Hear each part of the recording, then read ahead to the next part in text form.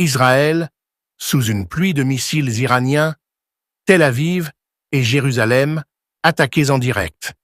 L'AFP nous indique que des sirènes d'alerte sont entendues à Jérusalem après l'annonce par Israël de tirs de missiles de l'Iran. C'est une pluie de missiles. Oui, là, alors voilà, c'est exactement. Vous souvenez-vous, c'est ce qu'on avait vu déjà il y a quelques mois. Et là, c'est effectivement ça qui est en train d'arriver. C'est plusieurs têtes de missiles balistiques qui sont en train de descendre sur Israël. Et puis, par moment, on voit des interceptions de missiles solaires. Parce que vous voyez, les petits... Voilà, et ça, c'est des interceptions d'une partie des missiles. Il y en a un, vous voyez, qui est tombé au sol, qui, lui, n'a pas été intercepté. Donc, qui est tombé au sol dans la ville de Jérusalem, puisque ce sont des images qui nous parviennent en direct de Jérusalem. Nous vivons l'histoire en direct. Ce que craignait le monde est arrivé. L'Iran a lancé une attaque massive de missiles balistiques sur Israël. En direct de Tel Aviv et Jérusalem, les sirènes hurlent, les cieux s'embrasent, et la guerre semble franchir un point de non-retour. Voici le récit glaçant d'un tournant historique au Moyen-Orient.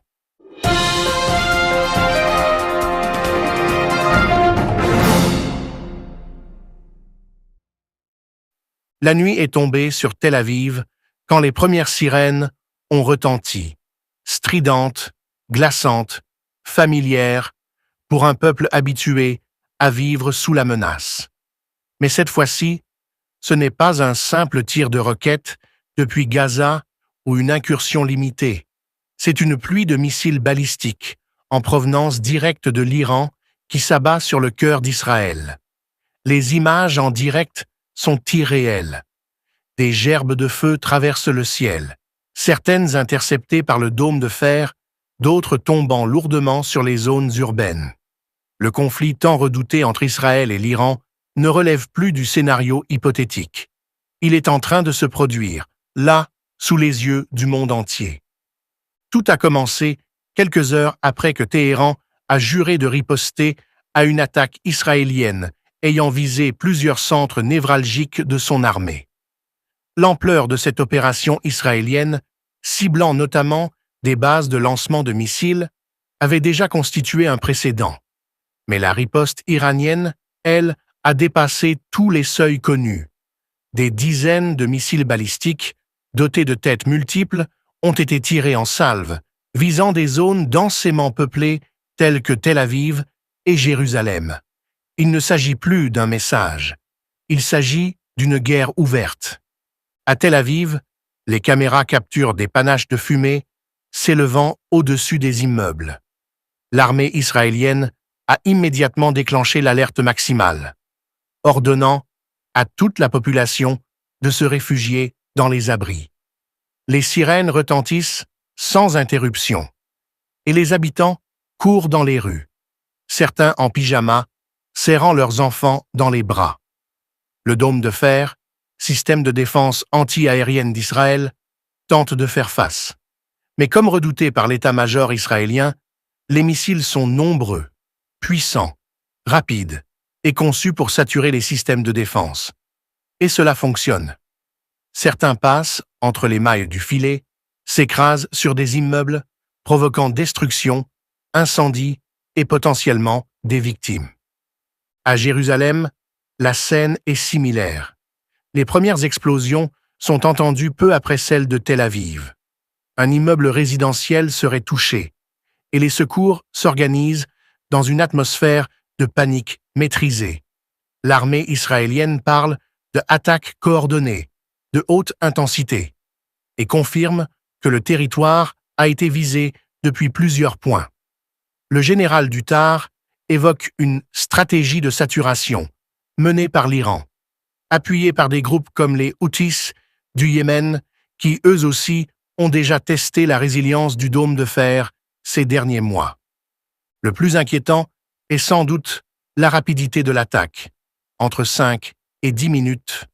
C'est le temps qu'il faut à un missile balistique iranien pour parcourir les 1500 kilomètres qui séparent Téhéran de Tel Aviv. Et lorsqu'un missile file à 5000 km/h, intercepté à l'arrivée, il ne reste que quelques secondes pour réagir. Les missiles balistiques contrairement aux roquettes artisanales, sont des armes de guerre lourdes, conçues pour frapper avec précision et détruire. Leur trajectoire, en cloche, rend leur interception extrêmement difficile. L'une des vidéos montre 6 de ces engins tombés successivement sur Tel Aviv et le nombre total pourrait atteindre plusieurs dizaines selon les déclarations de l'armée israélienne. Pour Israël, cette attaque constitue sans conteste une escalade majeure. Certes, le pays a connu des guerres, des intifadas, des tirs de missiles depuis Gaza ou le Liban. Mais une attaque directe, massive, venue de l'Iran, visant des zones civiles, change complètement la donne. Le Premier ministre Benjamin Netanyahou, dans une allocution nocturne, ne laisse place à aucune ambiguïté. L'Iran a ouvertement déclaré la guerre à Israël. Notre riposte sera à la hauteur. Mais ce n'est pas tout. Dans le même discours, il s'adresse au peuple iranien, lui promettant non seulement de détruire les infrastructures militaires de son pays, mais aussi de le libérer du joug du régime actuel. Autrement dit, un changement de régime à Téhéran devient un objectif assumé de l'État israélien. Téhéran, de son côté, ne cache pas son intention de continuer à frapper. Le guide suprême iranien a pris la parole quelques instants après l'attaque, déclarant que l'Iran ne fermera pas les yeux et qualifiant l'offensive israélienne initiale de déclaration de guerre. Les mots sont clairs, les intentions aussi. L'Iran joue sa survie, et c'est peut-être là l'élément le plus dangereux. Un régime aux abois, menacé de l'intérieur par des mouvements sociaux depuis des années, isolé sur la scène internationale, est désormais visé ouvertement par une puissance militaire régionale comme Israël n'a plus rien à perdre. Les analystes militaires s'accordent sur un point. Ce que nous avons vu aujourd'hui n'est peut-être qu'un avant-goût. La capacité balistique de l'Iran, bien que partiellement affaiblie par les frappes israéliennes récentes, reste importante. Il est possible, voire probable, que d'autres salves de missiles soient en préparation. L'armée israélienne se tient en alerte maximale, redéployant des batteries antimissiles, renforçant la surveillance de l'espace aérien et les infrastructures civiles sensibles. Des unités de Tsahal sont également mobilisées pour d'éventuelles opérations au sol ou des frappes ciblées en territoire iranien. Mais l'enjeu dépasse désormais le simple cadre militaire. C'est tout l'équilibre stratégique du Moyen-Orient qui est en train de vaciller. Les États-Unis, principal allié d'Israël, suivent la situation avec inquiétude. Aucune déclaration officielle n'a encore été faite, mais les chaînes américaines ont interrompu leur programmation pour diffuser des bulletins spéciaux. Le président américain est en réunion d'urgence avec son Conseil de sécurité nationale. L'Europe, pour sa part, appelle à la désescalade, mais semble dépassée par la rapidité des événements. Sur le terrain, l'émotion est palpable. Dans les abris de Tel Aviv, des familles entières prient, pleurent, communiquent par téléphone avec leurs proches. La solidarité s'organise, mais la peur est là. Dans certains quartiers, les vitres ont volé en éclats, les routes sont jonchées de débris et les pompiers tentent de contenir les incendies. À Jérusalem, les ambulances se succèdent à toute vitesse et l'on craint que des victimes soient coincées sous les décombres. Pour l'instant, aucun bilan officiel n'a été donné, mais l'armée israélienne évoque des dégâts importants. Dans les capitales du monde arabe, les réactions sont contrastées. Certains régimes condamnent l'attaque israélienne sur les infrastructures iraniennes. D'autres, plus prudents, appellent à la retenue. Mais tous redoutent un embrasement régional qui pourrait impliquer le Hezbollah au Liban, les milices chiites en Irak, voire entraîner un conflit élargi aux Émirats, au Golfe, voire à la Turquie. L'Iran, bien que isolé, conserve des alliés dans la région. et pourrait activer des relais pour frapper indirectement Israël. Pendant ce temps, les Israéliens vivent au rythme des alertes. Chaque sirène peut annoncer la mort.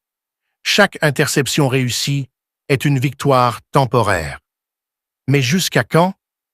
Si le dôme de fer est débordé, si les missiles iraniens continuent d'arriver en masse, la population civile reste la première cible.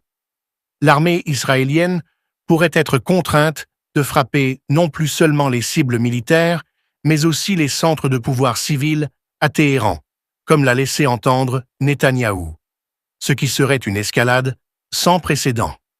Ce soir, le Moyen-Orient est entré dans une ère nouvelle, celle où l'Iran et Israël ne se contentent de plus de s'affronter par procuration, celle où les menaces sont devenues des actes, celle où la guerre ne frappe plus seulement aux frontières, mais en plein cœur des villes. La communauté internationale saura-t-elle empêcher le pire? Rien n'est moins sûr.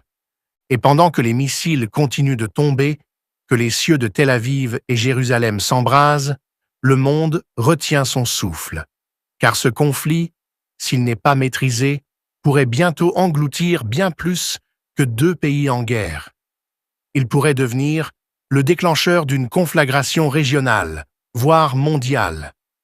Car au-delà de l'émotion brute, des images de panique et des détonations en plein centre-ville, ce conflit soulève des enjeux géopolitiques qui dépassent largement les frontières du Proche-Orient. En s'en prenant directement à l'Iran, Israël a brisé un équilibre instable basé sur la dissuasion mutuelle. Téhéran, longtemps accusé de développer un programme nucléaire à visée militaire, avait jusqu'ici évité la confrontation frontale. L'attaque israélienne sur ses bases stratégiques et la riposte balistique qui s'en est suivie pourraient marquer la fin de cette stratégie de contournement. En coulisses, plusieurs chancelleries redoutent déjà une contagion régionale. Le Liban, où le Hezbollah est puissamment armé et étroitement lié à Téhéran, pourrait ouvrir un deuxième front au nord d'Israël. Des mouvements suspects ont été rapportés le long de la ligne bleue, la frontière entre les 2 pays. Les forces de défense israéliennes, FDI, ont d'ailleurs massé des troupes dans le nord du pays, par anticipation. En Irak et en Syrie, où des milices pro-iraniennes opèrent depuis longtemps, les bases américaines se sont mises en alerte renforcée. Les États-Unis, bien que non engagés directement pour le moment, savent qu'un tir mal placé ou une bavure pourrait les entraîner dans le conflit malgré eux. Washington se trouve d'ailleurs dans une position délicate. Depuis des décennies, les États-Unis soutiennent Israël militairement et diplomatiquement. Mais face à une attaque massive de missiles qui met en danger la vie de milliers de civils, le soutien militaire pourrait devenir plus direct, notamment à travers un renforcement des systèmes de défense antimissiles. Or, un tel appui pourrait être interprété par l'Iran comme une déclaration de guerre. Le président américain a donc convoqué une réunion de crise avec le Pentagone, la CIA et le département d'État. Selon plusieurs sources internes, 2 porte-avions américains ont été redéployés en Méditerranée orientale. Officiellement, il s'agit d'un moyen de dissuasion. Officieusement, l'Amérique se prépare à intervenir si ses intérêts ou ses soldats sont attaqués. En Europe, les capitales oscillent entre stupeur et impuissance. À Paris, Londres et Berlin, les diplomates appellent à la retenue et au dialogue. Mais aucun canal diplomatique ne semble encore ouvert entre les 2 camps. Même les Nations Unies, habituées aux déclarations consensuelles, ont du mal à formuler une réponse commune. La Russie, traditionnelle alliée de l'Iran, est restée étonnamment silencieuse dans les premières heures du conflit, peut-être occupée sur d'autres théâtres d'opération. Quant à la Chine, elle appelle au retour au calme, tout en réaffirmant le droit légitime d'un État à sa sécurité. Des mots prudents qui montrent à quel point le jeu diplomatique est devenu explosif. Sur le terrain, l'urgence humanitaire se profile. À Tel Aviv, comme à Jérusalem, les hôpitaux sont en alerte maximale. Le ministère de la Santé israélien a déclenché le plan Mass Casualty, habituellement réservé aux attentats majeurs. Des centaines de blessés ont été admis, principalement pour des traumatismes liés aux débris, aux effondrements ou à des brûlures. Les psychologues d'urgence sont également mobilisés pour accompagner les enfants choqués et les personnes âgées. Les écoles sont fermées jusqu'à nouvel ordre. Les transports en commun sont interrompus. C'est une ville figée, apeurée, qui attend la prochaine alerte. Mais l'Iran, en frappant ainsi au cœur d'Israël, a peut-être franchi une ligne rouge. Car l'État hébreu a toujours proclamé qu'il ne laisserait aucun ennemi exister impunément s'il menaçait sa survie. Et aujourd'hui, Netanyahou considère que cette menace est bien réelle, directe et existentielle. Le discours prononcé à minuit est clair. Nous avons été attaqués. Nos civils sont visés. L'Iran ne sera pas épargné. Cette déclaration a immédiatement été suivie par une contre-offensive israélienne. Selon les premières informations, des frappes aériennes ont déjà visé la région de Kermanshah, dans l'ouest de l'Iran, où sont situées plusieurs installations militaires et des entrepôts de missiles. Des drones ont également été lancés depuis des bases israéliennes vers le golfe Persique. Certaines sources parlent même d'un possible ciblage de sites nucléaires iraniens. Un tel acte représenterait une escalade majeure, susceptible d'entraîner une guerre régionale totale. La population iranienne, elle aussi, est prise dans l'étau. Les sirènes ont retenti dans plusieurs villes de l'ouest du pays. À Téhéran, les autorités ont ordonné la fermeture des écoles et recommandé à la population de limiter ses déplacements. Les réseaux sociaux montrent des vidéos de citoyens courant vers les abris, dans une atmosphère de panique similaire à celle de Tel Aviv. Le régime tente de montrer sa fermeté, mais la peur est visible. Le slogan « Mort à Israël », scandé depuis des décennies, n'a jamais résonné aussi dangereusement réel que ce soir. Ce qui rend ce conflit si alarmant, c'est sa dimension idéologique autant que militaire. Pour Israël, il ne s'agit plus seulement d'une guerre défensive. Il s'agit de faire tomber le régime des ayatollahs, comme l'a dit Netanyahou. Pour l'Iran, il s'agit de défendre son honneur, son indépendance et sa survie. Deux visions du monde irréconciliables, deux puissances qui ont armé leur peuple de récits d'ennemis absolus pendant des décennies, se font aujourd'hui face à découvert, sans plus aucune ligne rouge. Et pendant ce temps, dans les rues de Beyrouth, de Bagdad ou de Damas, les milices alliées à l'Iran jubilent et se préparent. Les groupes comme le Hezbollah pourraient être activés pour ouvrir de nouveaux fronts. En Cisjordanie, des manifestations éclatent, certains dénonçant l'attaque israélienne, d'autres exprimant leur peur d'un nouveau cycle de destruction. Les Palestiniens, pris au piège dans ce jeu de puissance, risquent à nouveau d'en payer le prix fort. Le spectre d'un conflit mondial n'est pas à exclure, car si l'Iran venait à frapper des intérêts occidentaux, les alliances s'activeraient mécaniquement. L'OTAN se réunira en urgence à Bruxelles. La Russie pourrait saisir cette opportunité pour renforcer ses alliances anti-occidentales. La Chine, discrète pour l'instant, pourrait jouer un rôle de médiateur ou, au contraire, soutenir indirectement l'un des camps pour renforcer sa position sur la scène internationale. La question nucléaire demeure centrale. L'un des objectifs supposés de l'attaque israélienne était d'empêcher Téhéran d'accéder à l'arme atomique. Mais paradoxalement, cette guerre pourrait accélérer le programme iranien, qui depuis des années progresse en secret malgré les accords de Vienne. Si l'Iran se sent acculé, il pourrait franchir le Rubicon. Israël qui considère l'existence d'une bombe iranienne comme une menace vitale, pourrait alors tenter une frappe préventive de grande ampleur. Ce serait l'irréparable. En somme, ce que nous vivons actuellement n'est pas une simple confrontation militaire. C'est un basculement. Le Moyen-Orient entre dans une ère d'instabilité plus profonde encore que celle provoquée par les guerres d'Irak, de Syrie ou du Liban. Cette fois-ci, ce sont deux États puissants, dotés d'armées modernes, de réseaux d'alliés régionaux et d'un lourd passif idéologique qui s'affrontent. Le risque d'embrasement est total. Israël, malgré ses capacités technologiques et militaires avancées, sait qu'il ne peut lutter seul contre un axe Iran-Hezbollah-Houthis sans conséquences graves sur sa population.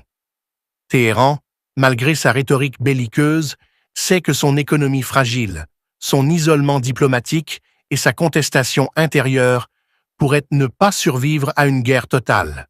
Pourtant, les deux régimes avancent, chacun persuadé de sa légitimité, chacun déterminé à ne pas reculer.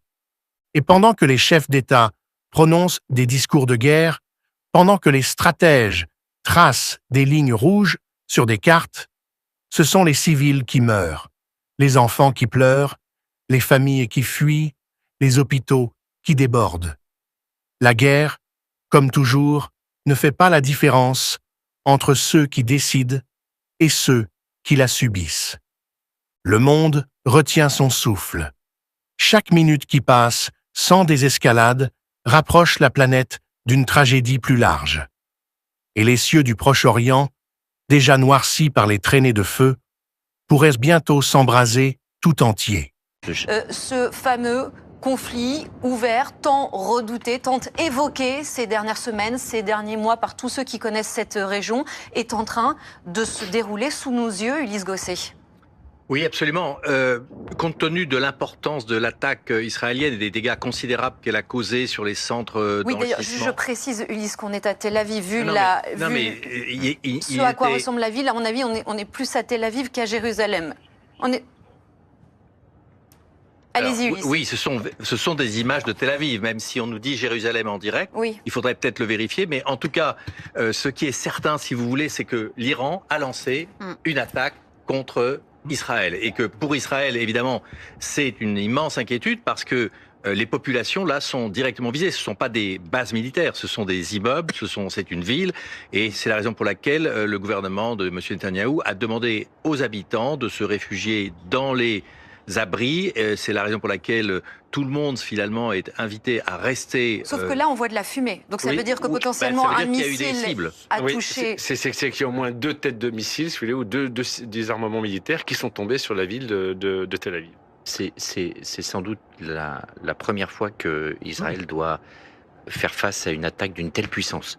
Il y a déjà eu des attaques qui ont été menées contre l'Iran par Israël, des ripostes. Les ripostes, elles ont été lancées avec un armement qui a pu, pour l'essentiel, être intercepté. Ce que redoutait l'état-major israélien et qui est en train de se produire, c'est que l'Iran utilise massivement des missiles extrêmement puissants à longue portée qui saturent le système de protection. Ce qui est précisément en train de se passer. Certains peuvent être interceptés, mais que la quantité envoyée est telle que des missiles finissent par tomber. Et ce sont des missiles extrêmement puissants, extrêmement lourds, qui sont en train de tomber sur Tel Aviv. Mais donc, toujours pour essayer de comprendre et de décrypter ces images générales, ça veut dire qu'il y a à minima des débris, voire potentiellement des victimes de ces tirs au moment où l'on se parle. Alors, on espère que non, évidemment, mais c'est tout l'intérêt, si vous voulez, des systèmes d'alerte israéliens qui préviennent les populations, attention, ça va tomber, et ça va tomber aussi à proximité de chez vous. Et donc, tout le monde sait qu'il y a beaucoup d'abris comme ça à Tel Aviv, et que les populations doivent absolument se protéger. Et là, ce qu'on vient de voir, en fait, c'est en direct.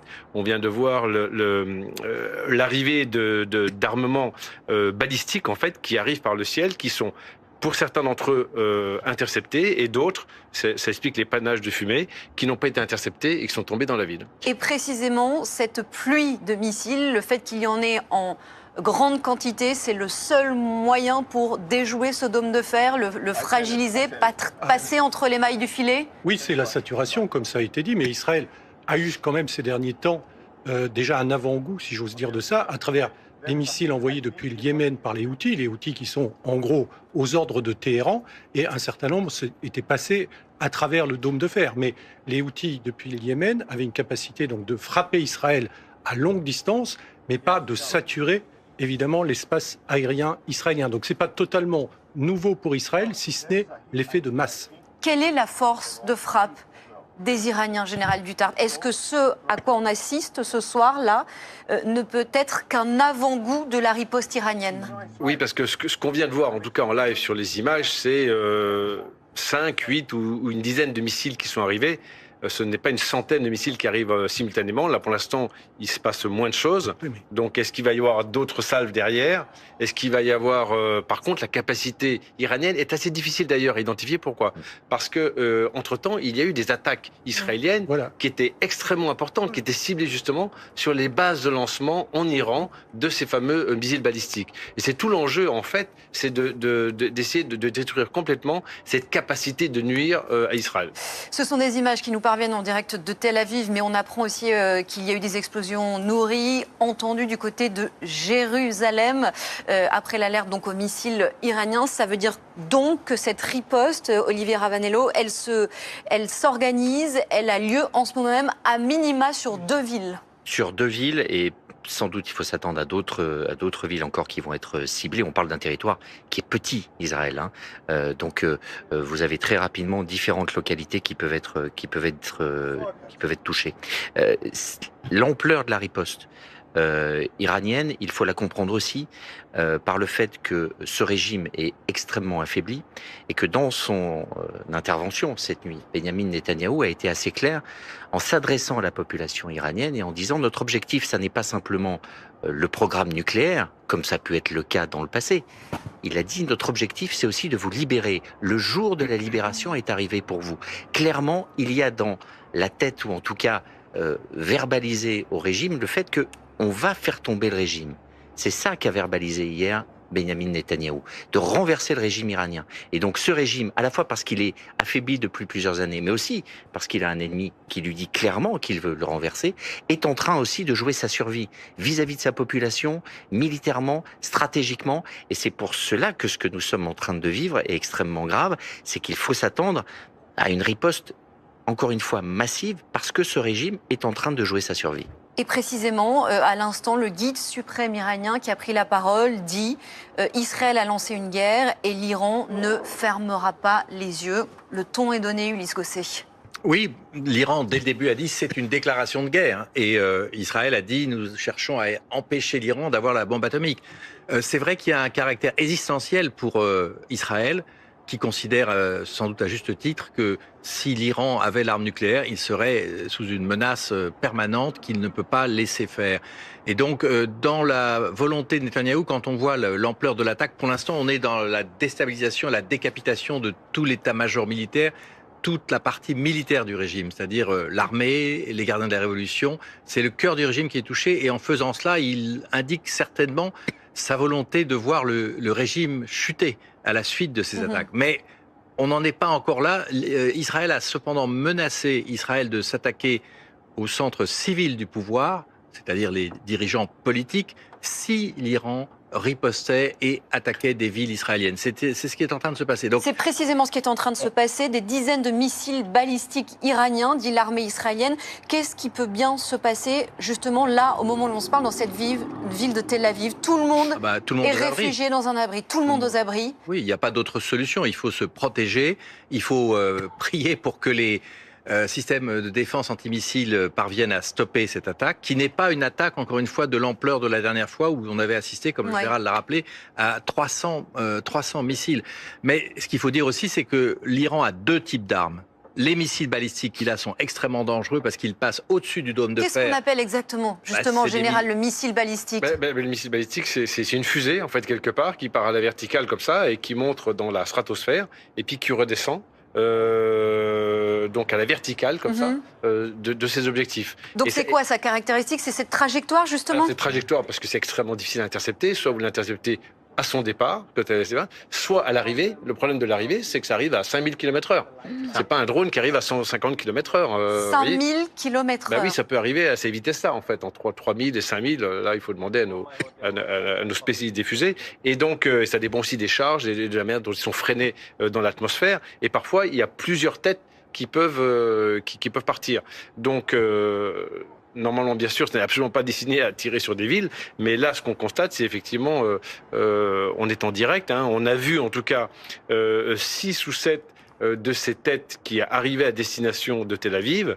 Apparemment, ce serait à peu près la même chose sur Jérusalem, et ça correspond à peu près à ce que dit aussi Tsahal, c'est-à-dire que des dizaines de missiles balistiques sont en train d'arriver en ce moment même sur Israël, et surtout, ça met que quelques minutes, c'est-à-dire que ça prend entre 5 et 10 minutes pour arriver d'Iran, alors qu'un drone... Entre 5 et 10 minutes pour aller d'Iran vers Israël. Absolument, C'est parce aussi qu'il y a rapide 1500 que cela. km.